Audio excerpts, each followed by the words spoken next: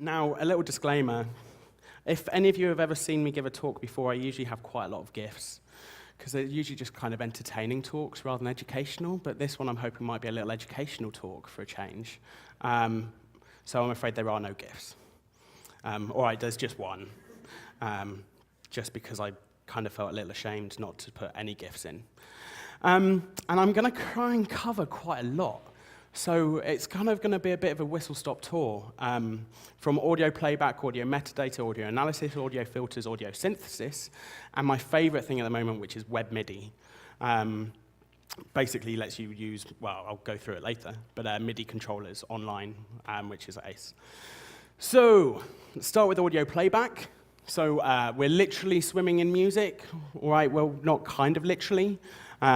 But there are loads of different services out there providing music. We can access MP3s, we can access proprietary formats, but like we kind of can get music from everywhere.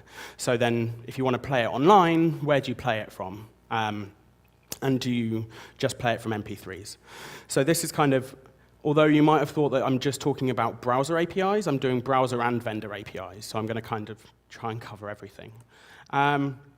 So simple MP3 playback. This is really easy. So you can either use the audio HTML5 tag, or you can do it JavaScript. Audio equals new audio, audio source equals the source, and audio.play. Pretty easy. SoundCloud playback. SoundCloud actually lets you access the MP3s as themselves, which is pretty cool. Does mean that they had licensing issues. They no longer have licensing issues. They are now paying licenses. But they're, again, really easy to play music back from SoundCloud. And then you can, because they provide you like the audio stream, you can then use that in your audio synthesis, manipulation, or analysis. Audio playback, audio uses Flash, which means obviously it's also not what doesn't work on mobile web, which is a pain. And they have a weird thing where you have to paste in their whole audio track URL into their playback. Deezer playback, you give it like an ID. Now Deezer, well, put your hands up in here if you use Spotify. Cool, everyone. So everyone here is looking forward to me telling you how you can control playback via the web using Spotify. Spotify, yeah, you can't. You can't programmatically play music back from Spotify on the web. You can use their play button, which you can't change how it looks, you can't change much about it, you can't tell whether or not someone has pressed play, you can't tell whether or not someone has pressed pause, or where in the track it is. It is if you've ever tried to make a Spotify app for their app platform, you have probably discovered that they are more controlling than Apple with regards to their platform. And their web playback, they are massively the elephant in the room. So because of this, I kind of made a thing a while ago. Who's heard of Tomahawk? Cool. The people I know. This was a hack day project a while ago. There's Tomahawk, which is a desktop app, and there's Toma.hk, which is a web app, and basically it will play music back from wherever you can play music from. Because there's a big issue in Germany where no music tracks are on YouTube. Now, you probably didn't realize that, but they've got a thing called GEMA, which is their artist association, that basically says, no, YouTube doesn't pay us enough, so we're not going to allow any music on YouTube. So Tomahawk was set up by a guy in Germany so that if someone sent him a YouTube link, he could drop it into Tomahawk and then play it from wherever he wanted to play it from. And so the desktop app supports everything, even beats now, and like loads of stuff that I've never even heard of. It's open source, and Toma.hk is this web thing where basically you can then embed a track. You have like disabled resolvers, which is an array. Resolver is where you get your music from, and it means that it just makes it slightly easier so you don't have to hook into all of the separate APIs. So that's the audio playback stuff from all of the different vendors, and also from your simple stuff. I go into some of the audio context stuff later, but often there's audio metadata, which is also pretty useful. So like, give me tracks by Rick Astley. And there's three main players in that. You've got Gracenote, Echo Nest, and Music Graph. They're all pretty much just URL APIs, webhooks, or whatever you want to call it. So Echo Nest, give me all the tracks by Rick Astley. Simple, give it a URL, does JSON-P, so you can then hook that into whatever JavaScript library you're using. Music Graph is quite a new one that actually is cheaper than Echo Nest for commercial projects and pretty good. But with that, you have to give it like the artist ID. So you then have to do one query first to find out what the artist ID is, and then do another query to get all of the tracks. And then there's GraceNote, and GraceNote, you have to fire it some XML to then, with your various keys, to then return XML from them to work out what artist you want to use, to then return that back to them, to then, anyway, GraceNote is really super simple. So audio analysis, when just simply playing music isn't enough, when you actually want to do something cool.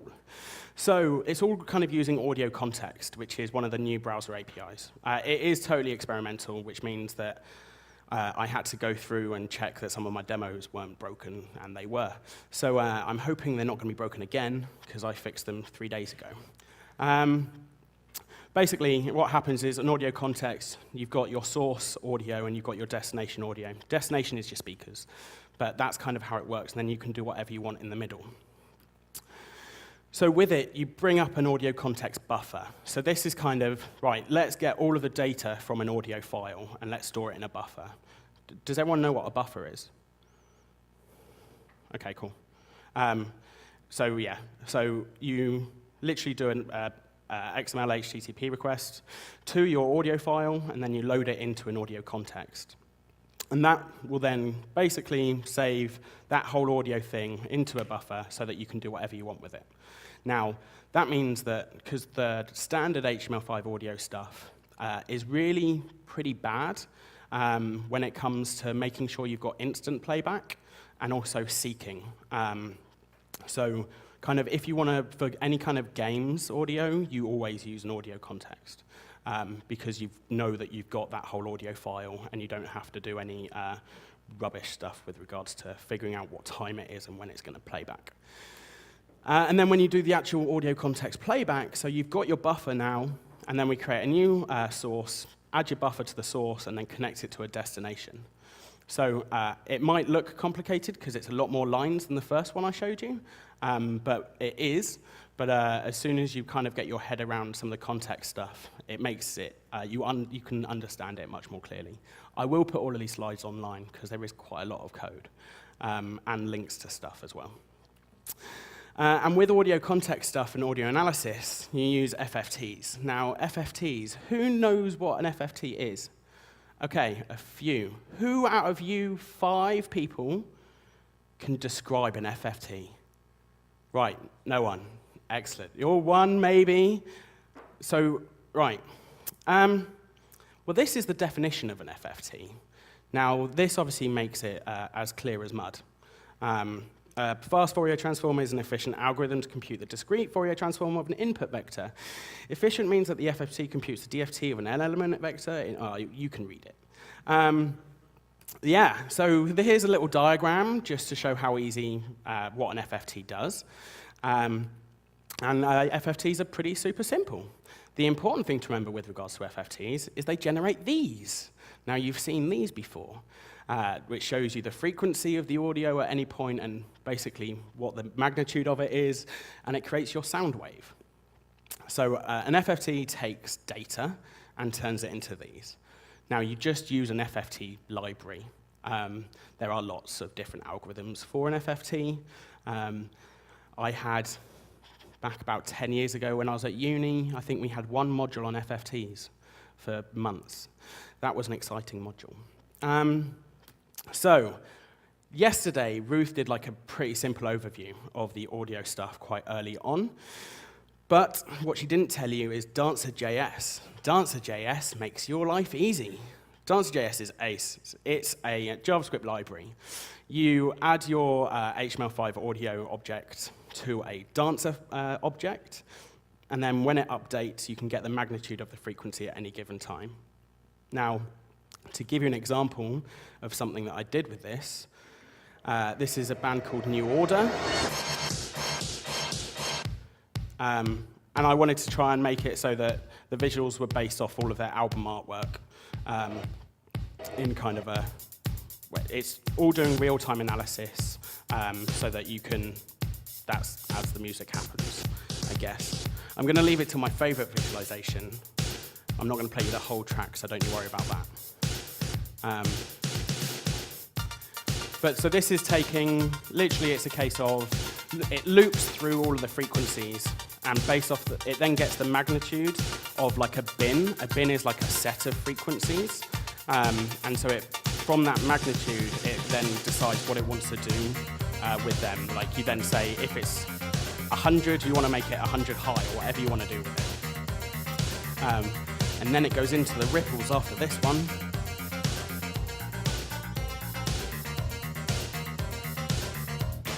No, damn it, the ripples are after this one.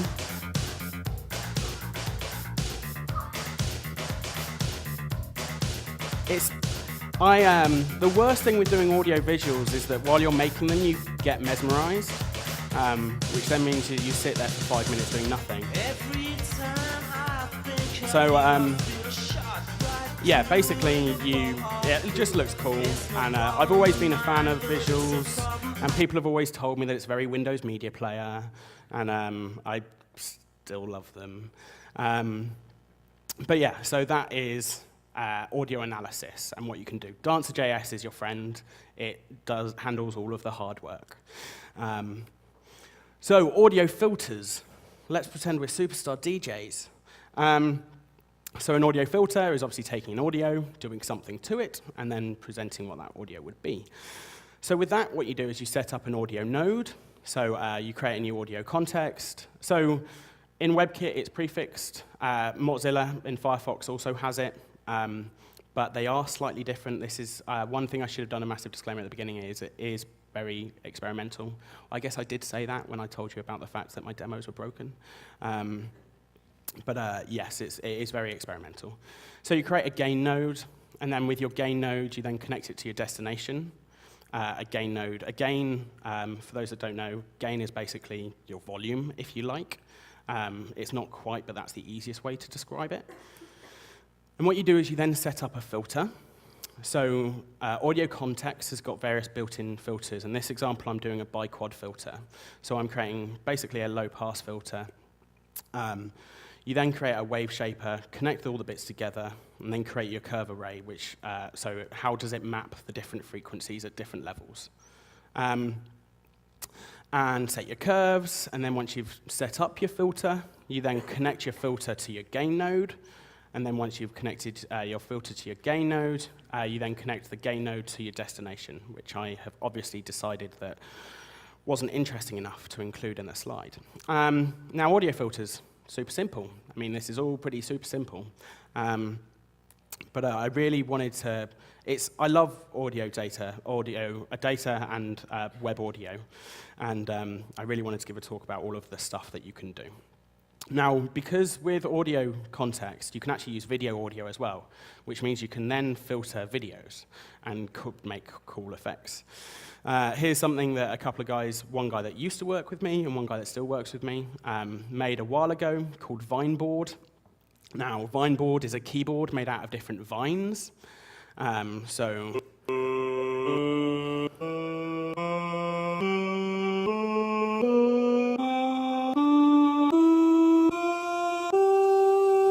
Now, you might have thought that we had modified the video and then uploaded it, but no, that was him in his bathroom recording him singing, or singing isn't the right word, I don't think humming is the right word, making the different notes. So, this one, right?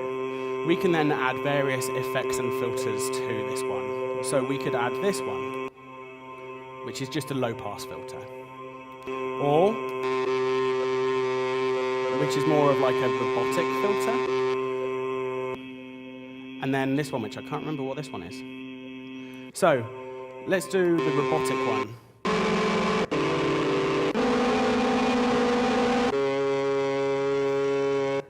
So, you can add audio filters to videos. So we then asked people to film themselves playing that and making tunes, and got quite a few cool ones, including Sandman, Enter Sandman, or whatever it's called, which was very entertaining. I didn't want to throw in too many videos. So then we come on to audio synthesis. So with audio synthesis, now we can pretend we're actual musicians and we can make music. Now, I warn you, I'm not a musician. So you can do like tone synthesis. So this is simply creating a tone, right? So creating a new context, create an oscillator. So an oscillator is like an oscillator. It creates waves and stuff. You can then set what type of wave you want to create and the frequency of it. You then connect it to your destination. Like I was saying before, you've got your source and you've got your destination. And then you can turn the note on. So remember, I'm sure you all remember this, but just as a little recap, audio is made of waves. So this is a very simple sine wave. If it loads. What a lovely sound. So that is how we created that, okay? And so you can then create multiple waves from it. And so here's something, again, I didn't make this earlier, but a couple of friends did, which is really cool. So you can create all of your music from different functions and using code to create different oscillators and stuff like that. So let's try late morning, because it's, well, kind of early morning, but that will do. So this is all just created with code. Now, they've kindly commented everything so you can see what it's all doing. And the link is in the slides, and I will upload the slides. But so you can do your different sounds and your different parts of the track that you want to create, like drums. We can modify this if we want to. So let's change the chord from 7, 9, 12, 16 to 3, 10, 6, 4. Pause it and play it.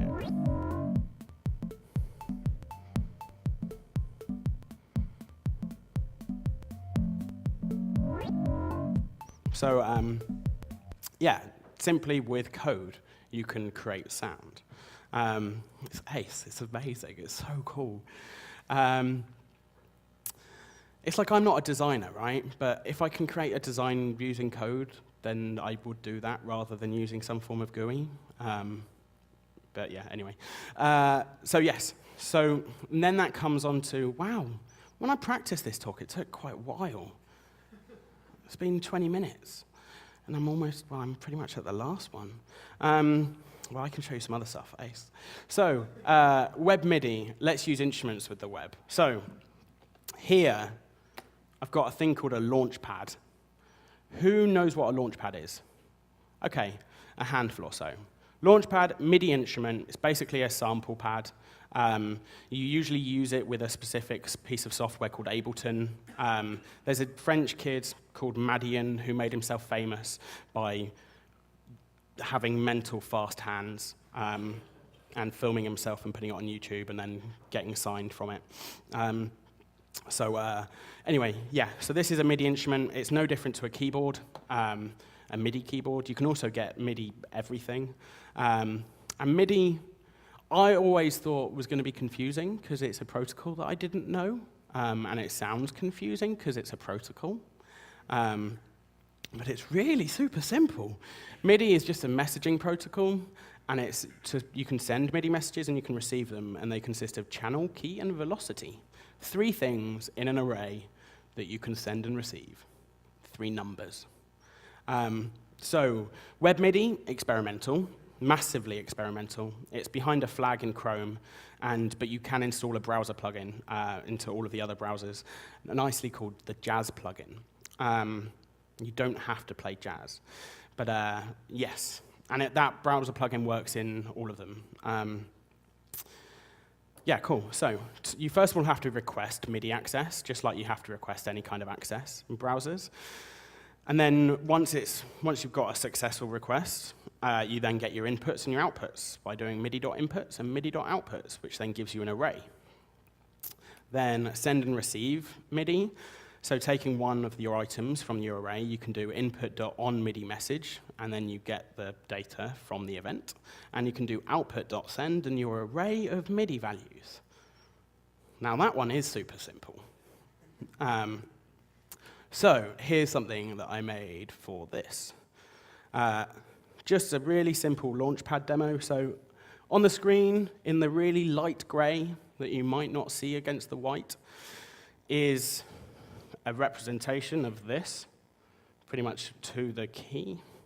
And so if I press any button, hopefully you can see 6-0 coming up and down when I press it. So here we can do things like, so I've hooked this up to, again, separate vines that we've just found that will just loop back and forth, and you'll see the playback going across and then starting again. Going over. I'm vining you right now. Cat song? Cat song? What the fuck's a cat song? I love Krillin! As I said, I'm not a musician. But yeah, so if anyone is and they want to have a play, feel free. And so all I'm doing is taking the MIDI data and seeing which key I'm pressing, and based off that, I'm mapping it to a video file. And you could make it so that using MIDI, you can control a nav bar if you wanted to. Don't know why, but like it's just JavaScript.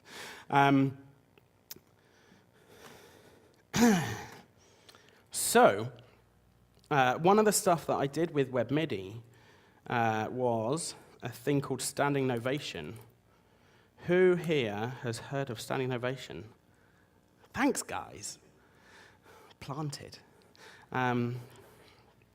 So standing novation is 16 of these mapped into a massive grid, all powered by a Mac Mini, simply powered by a Mac Mini because I spent far too long trying to get it to work with a Raspberry Pi, and Raspberry Pi MIDI doesn't work that well.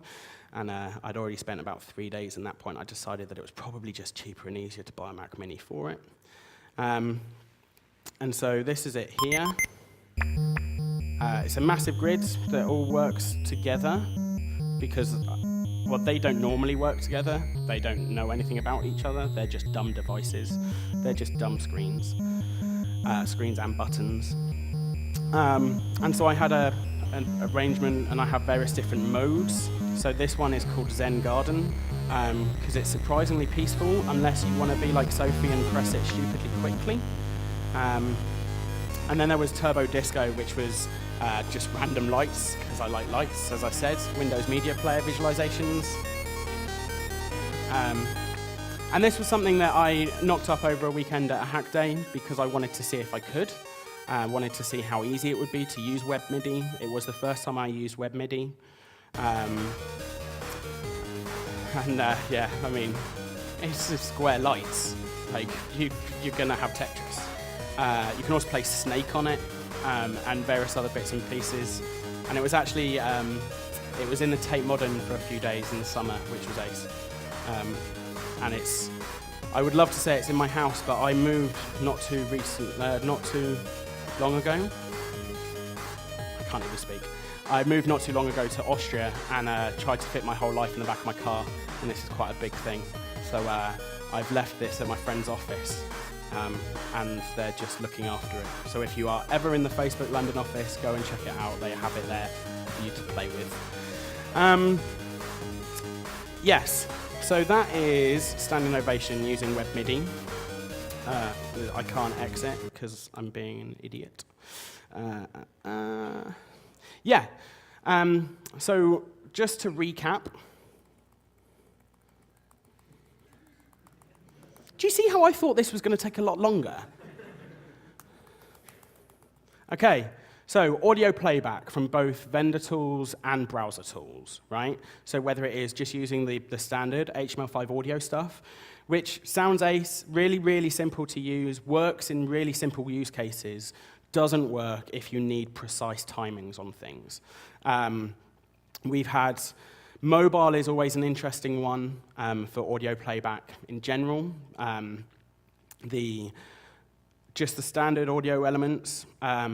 You can't, on Android, you have to have a tap event first before you can play audio. You can now, as of, well, it was iOS 7, you can make it so that it preloads audio and plays it back on iOS. But if you try and have multiple at the same time, then it all gets a bit scared, and it doesn't really know what it's doing. And then you've got all of the different streaming services that allows you to get any track that you want, which is ace. except for Spotify. Yeah, there's a reason why I now pay for Spotify and Audio. And then audio metadata for when you want to grab data about artists and tracks and albums. And the funny thing with albums is that you've got different albums in different countries. They might be called the same, but they've got different tracks on. Yay to audio licensing. Audio analysis for creating cool visuals and just figuring out like what the beat is. What you want to know what the tempo is, or you just want to make cool visuals. Audio filters to just stick around with other people's music. Audio synthesis to pretend you're rock stars, and web MIDI to like use hardware that isn't meant for the web on the web. Oh